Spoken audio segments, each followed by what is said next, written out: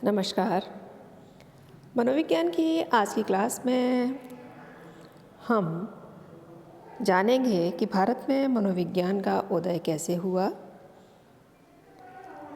अर्थात भारत में मनोविज्ञान विषय का प्रारंभ किस प्रकार से हुआ और साथ ही भारत में मनोविज्ञान के विकास से जुड़ी हुई महत्वपूर्ण घटनाओं पर भी हम चर्चा करेंगे। तो सबसे पहले हम जानने का प्रयास करते हैं, हम जानते हैं कि भारत में मनोविज्ञान का उदय किस प्रकार से हुआ। भारत में यदि हम मनोविज्ञान विषय के इतिहास की बात करें, उदय की बात करें, तो इसका एक अपना इतिहास है। हालांकि इतिहास इसका बहुत ज़्यादा विशाल नहीं है, संक्षिप्त ही है, परंतु दिलचस्प है। पश्चिमी बंगाल में कलकत्ता विश्वविद्यालय में दर्शन शास्त्र विभाग में मनोविज्ञान को एक विषय के रूप में पहली बार सम्मिलित किया गया। 1905 में सर बोजेंद्रनाथ सील ने प्रयोगात्मक मनोविज्ञान का पाठ्यक्रम तैयार किया। तो सबसे पहली बार जो सिलेबस तैयार किया गया मनोविज्ञान का, वो तैयार किया गया 1905 में किसके द्वारा? सर बोजेंद्रनाथ सील के द्वारा। साथ ही मनोविज्ञान की प्रयोगशाला की भी स्थापना की गई, परंतु उसकी लोकप्रियता कुछ कारणों से बहुत सीमित रह गई। इसके 11 साल बाद अर्थात 1916 में कलकत्ता विश्वविद्यालय में पहला मनोविज्ञान विभाग स्थापित हुआ, जो प्रोफेसर एन सेन गुप्ता थे, वो इस विभाग के अध्यक्ष बने। उस समय में प्रोफेसर एन सेन गुप्ता इसलिए काफ़ी चर्चा का विषय रहे और वो मनोविज्ञान विभाग के पहले अध्यक्ष बने। इन्होंने अपनी पीएचडी हार्वर्ड विश्वविद्यालय से ह्यूगो मुंस्टरबर्ग के साथ किया था। मुंस्टरबर्ग विल्हेम वुंट के शिष्य थे। प्रोफेसर एन सेन गुप्ता के बाद प्रोफेसर गिरीन्द्र शेखर बोस ने 1922 में मनोविज्ञान विभाग के अध्यक्ष का पद संभाला और ये जो प्रोफेसर गिरीन्द्र शेखर बोस थे, इनका सिगमंड फ्राइड के साथ में काफ़ी अच्छे संबंध थे। प्रोफेसर बोस सबसे पहले भारतीय मनोवैज्ञानिक थे जिन्हें मनोविज्ञान में पीएचडी की उपाधि मिली थी। इन्होंने इंडियन साइकोएनालिटिक सोसाइटी की स्थापना की, जिसे 1924 में इंटरनेशनल साइकोएनालिटिक सोसाइटी से एफिलिएशन प्राप्त हुआ। ये उससे संबंधित हो गई, किससे? इंटरनेशनल साइकोएनालिटिक सोसाइटी से। 1924 में ही इंडियन साइकोलॉजिकल एसोसिएशन की स्थापना की गई, जिसे हम आईपीए के नाम से आजकल जानते हैं, शॉर्ट में इंडियन साइकोलॉजिकल एसोसिएशन। 1925 में इसी एसोसिएशन के द्वारा एक जर्नल प्रकाशित किया गया जिसका नाम इंडियन जर्नल ऑफ साइकोलॉजी रखा गया। 1938 में कलकत्ता विश्वविद्यालय में मनोविज्ञान विभाग में एक एप्लाइड साइकोलॉजी की शाखा भी खोली गई। तो एप्लाइड साइकोलॉजी का भारतवर्ष में एक तरह से देखा जाए तो जन्म कब हुआ? 1938 में हुआ और साइंस कांग्रेस में यूंग, मेयर्स तथा स्पीयरमैन जैसे विश्व प्रसिद्ध मनोवैज्ञानिकों का बुलावा भी गया। कलकत्ता विश्वविद्यालय द्वारा यूंग को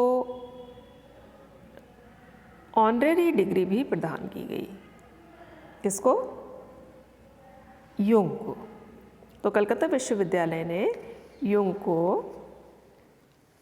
ऑनरेरी डिग्री भी प्रदान की और इस प्रकार से मनोविज्ञान की जो नींव थी वो पड़ी और धीमे धीमे विकास के सोपानों को चढ़ते हुए मनोविज्ञान की ये जो स्थिति है वो वर्तमान में पहुंची है। तो इस तरह से अगर देखा जाए तो हम ये कह सकते हैं कि आज मनोविज्ञान जो है बहुत सारे क्षेत्रों में अपने शोध कार्यों से, अपने कार्यों से बहुत अधिक ऊंचाइयों तक पहुंचा हुआ है। तो इस तरह से अगर देखा जाए तो मनोविज्ञान को ये ऊंचाइयां, ये सोपान इस आधार पर प्राप्त हुए कि विश्वविद्यालय में जो शुरुआत हुई थी मनोविज्ञान की, उस विश्वविद्यालय के प्रांगण से हट करके मनोविज्ञान अन्य अनेकों संस्थानों तक पहुंच गया, जैसे management institutions, institutions of education, defence services, इन सभी में मनोविज्ञान बहुत अधिक लोकप्रिय हुआ और भारतीय मनोवैज्ञानिकों की सक्रियता इसमें बहुत अधिक रही। भारत में मनोविज्ञान में से संबंधित महत्वपूर्ण घटनाओं को मैंने यहाँ आपके सम्मुख रखा है कि मनोविज्ञान की प्रमुख घटनाएं कौन कौन सी घटित हुई हैं। ये सभी घटनाएं यदि हम ध्यान से देखें तो ये हमारे लिए गौरव का विषय बनती हैं, क्योंकि आज हम जिस मुकाम पर पहुँचे हैं उस मुकाम तक पहुंचाने के लिए ये घटनाएं जिनका वर्णन मैं आगे करने जा रही हूँ, ये एक तरह से माइलस्टोन के रूप में हैं और इन्हीं माइलस्टोन्स के आधार पर, माइलस्टोन्स को पार करते हुए मनोविज्ञान वर्तमान स्थिति में पहुंचा है। तो यहाँ अगर आप देखें तो मैंने आपके लिए कुछ मनोविज्ञान की प्रमुख घटनाएं यहाँ पर संकलित की हैं, जिससे कि आप मनोविज्ञान के विकास के विषय में जान सकें और भारतवर्ष में विकास कैसे हुआ इसके विषय में जान सकें। तो भारतवर्ष के में मनोविज्ञान के विकास से संबंधित जो प्रमुख घटनाएं हैं उन्हें मैंने यहाँ आपके लिए सारणीबद्ध किया है।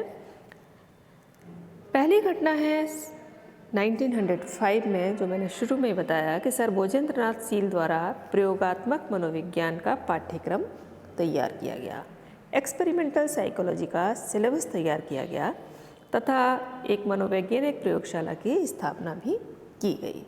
हालांकि उस लैब उस समय बहुत छोटी सी थी क्योंकि प्रारंभिक स्तर पर थी, लेकिन मनोविज्ञान के पाठ्यक्रम को तैयार किया जाना और मनोविज्ञान की प्रयोगशाला का स्थापित होना अपने आप में एक महत्वपूर्ण घटना थी। 1916 में कलकत्ता विश्वविद्यालय में मनोविज्ञान का सबसे पहला विभाग स्थापित किया गया। प्रोफेसर NN सेनगुप्ता की अध्यक्षता में इसकी स्थापना की गई। तत्पश्चात 1921 में गिरीन्द्र शेखर बोस द्वारा प्रसिद्ध पुस्तक कंसेप्ट ऑफ रिप्रेशन प्रकाशित हुई। इस पुस्तक की प्रशंसा सिगमंड फ्राइड ने भी उस समय की थी और उन्होंने कहा था कि एक महत्वपूर्ण पुस्तक के रूप में उभर कर सामने आई है। 1922 में इंडियन साइंस कांग्रेस एसोसिएशन में मनोविज्ञान को सम्मिलित किया गया। इंडियन साइंस कांग्रेस एसोसिएशन में किसी भी विषय को शामिल किया जाना बहुत अधिक गौरव की बात है और ये गौरव मनोविज्ञान को 1922 में मिला जब उसे इंडियन साइंस कांग्रेस एसोसिएशन में मनोविज्ञान को सम्मिलित किया गया।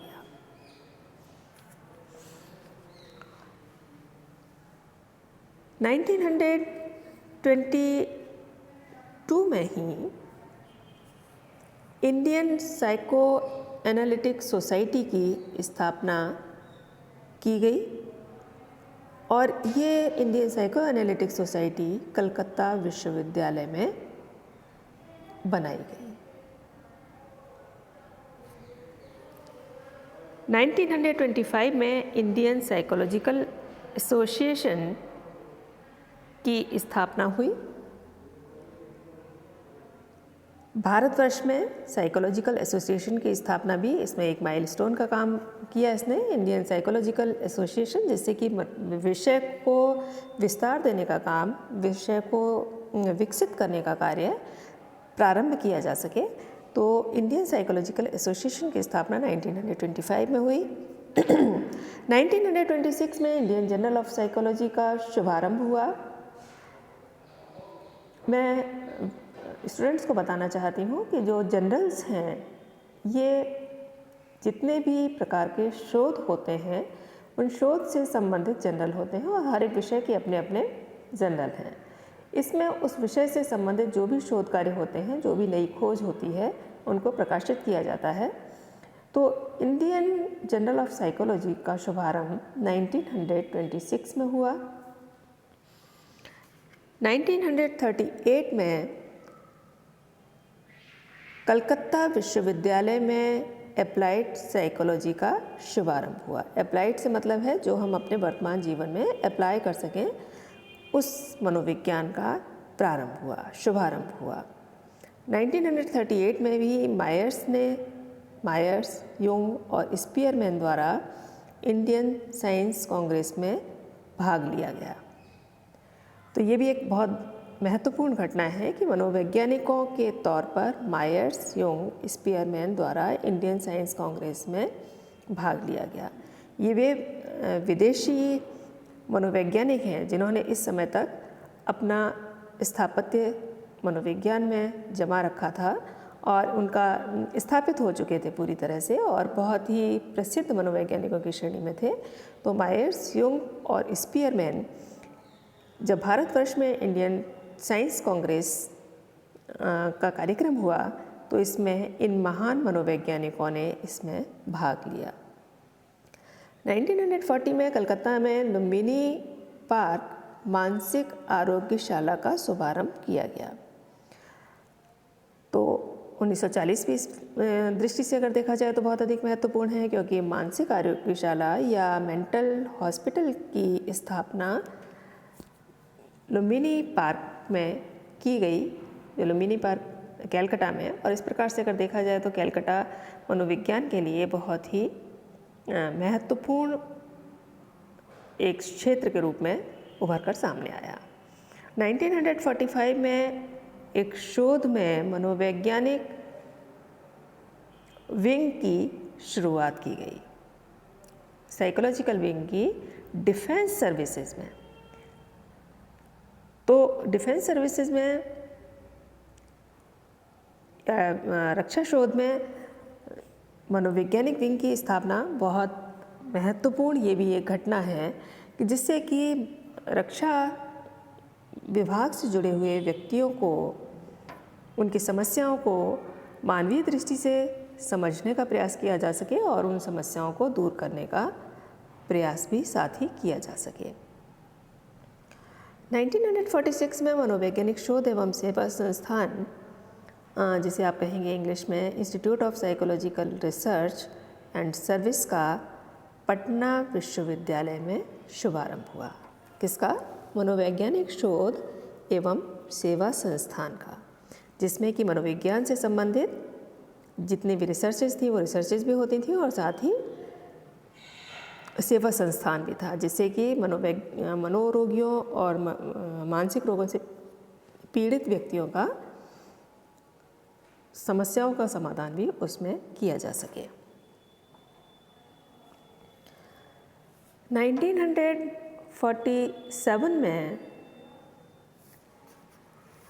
श्री अखिलानंद द्वारा हिंदू मनोविज्ञान का प्रकाशन किया गया।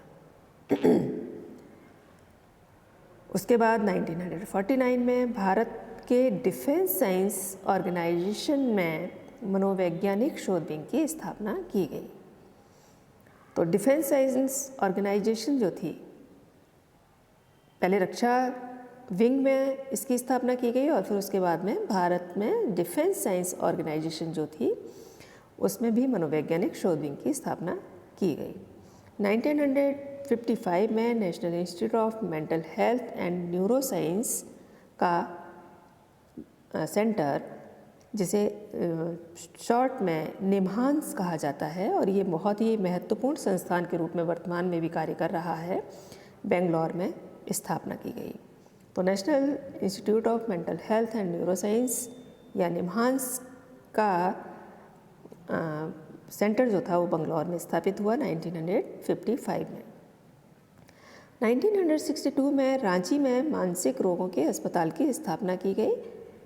रांची का मानसिक रोगों से के व्यक्तियों से संबंधित जो हॉस्पिटल है वो वर्तमान में भी काफ़ी महत्वपूर्ण हॉस्पिटल्स की श्रेणी में आता है। 1966 में Indian academy of applied psychology की स्थापना की गई। तो Indian academy of applied psychology की स्थापना या IAAP की स्थापना 1966 में की गई। 1968 में या 1968 में प्रोफेसर जे पांडे द्वारा साइकोलॉजी इन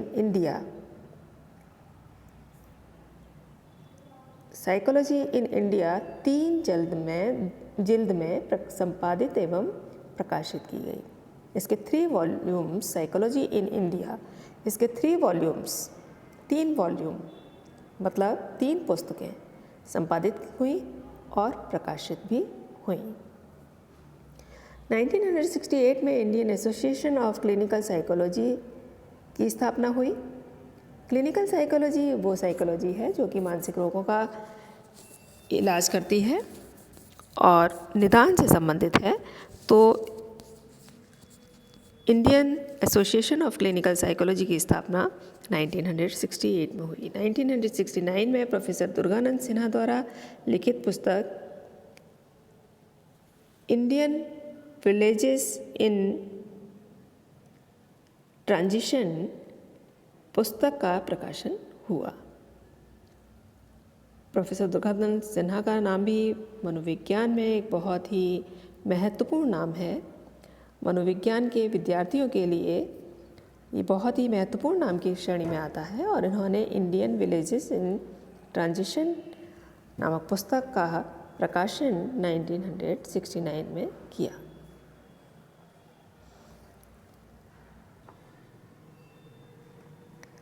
(1972) में भारत में मनोविज्ञान में पहला सर्वे शोध प्रकाशित हुआ। सर्वे शोध से मतलब है जिसमें कि लोगों का सर्वे किया गया और सर्वे के बाद में जो रिपोर्ट आई उस रिपोर्ट को प्रकाशित किया गया। तो भारत में सबसे पहला जो मनोवैज्ञानिक सर्वे शोध प्रकाशित हुआ वो 1972 में हुआ। उसके बाद 1968 में प्रोफेसर जे पांडे द्वारा साइकोलॉजी इन इंडिया 3 जिल्द में संपादित एवं प्रकाशित हुई। ये मैंने आपको बता दिया है। 1980 में international association for cross cultural psychology की अंतर्राष्ट्रीय कांग्रेस भुवनेश्वर में संपन्न हुई। अंतर्राष्ट्रीय कांग्रेस, इंटरनेशनल कांग्रेस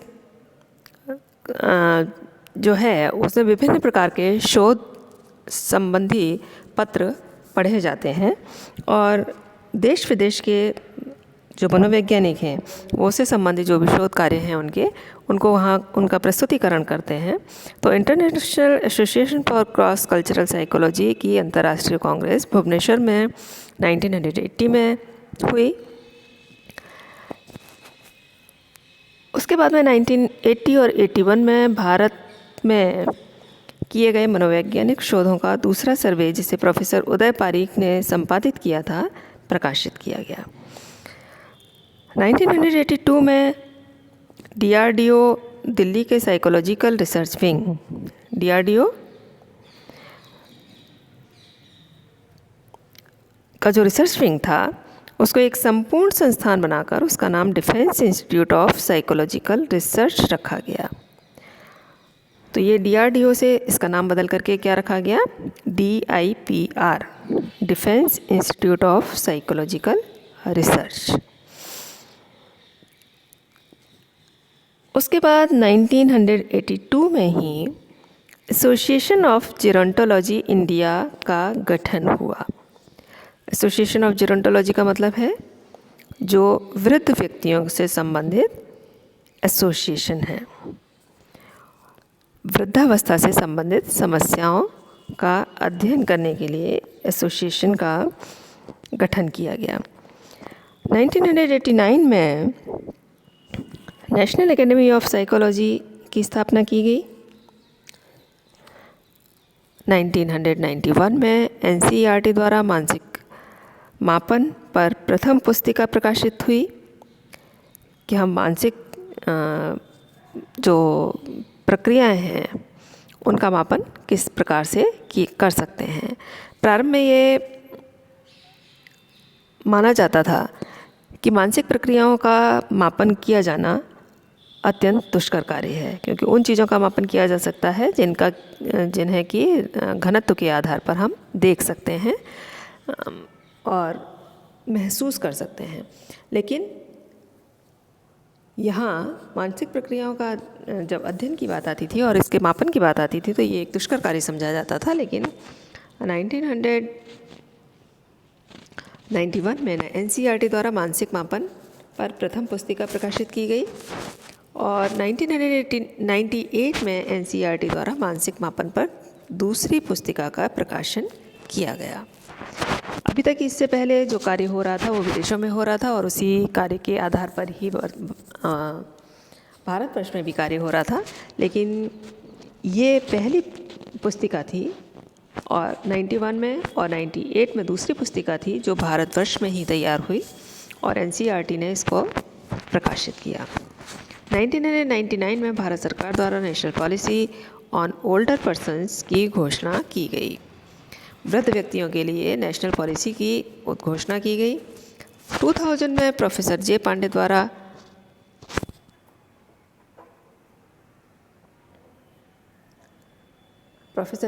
द्वारा साइकोलॉजी इन इंडिया रिविजिटेड 3 जिल्द में संपादित एवं प्रकाशित की गई। 3 जिल्द से मतलब है 3 बुक थी, इसकी 3 वॉल्यूम्स थे। उन 3 वॉल्यूम्स का संपादन एवं प्रकाशन किया गया। किसका? साइकोलॉजी इन इंडिया रिविजिटेड, और इसका संपादन और प्रकाशन किया प्रोफेसर जे पांडे ने। 2005 में आर्थिक व्यवहार में द्वंद्व तथा सहयोग, कॉन्फ्लिक्ट्स एंड कोऑपरेशन का बोध के लिए क्रीड़ा सिद्धांत के उपयोग से संबंधित कार्य के लिए थॉमस शेलिंग को नोबेल पुरस्कार से सम्मानित किया गया। तो थॉमस शेलिंग को इनके कार्य के लिए नोबेल पुरस्कार नवाजा गया 2005 में। उसके बाद 2009 से 11 तक प्रोफेसर गिरीश्वर मिश्रा द्वारा साइकोलॉजी इन इंडिया के 4 वॉल्यूम्स का संपादन एवं प्रकाशन किया गया। तो इस तरह से ये घटनाएं मुख्य घटनाओं के रूप में, माइलस्टोन के रूप में मनोविज्ञान में काउंट की जाती हैं। इन घटनाओं की चर्चा मैंने आपके सामने की और इन सभी विकास क्रम से गुजरता हुआ मनोविज्ञान अपने वर्तमान स्वरूप में आज पहुंचा हुआ है। अब विद्यार्थियों के लिए ये सभी घटनाएं और हम सभी देशवासियों के लिए ये सभी घटनाएं बहुत ही गर्व का विषय हैं, जिनके विषय में आज मैंने आपसे चर्चा की है। Thank you.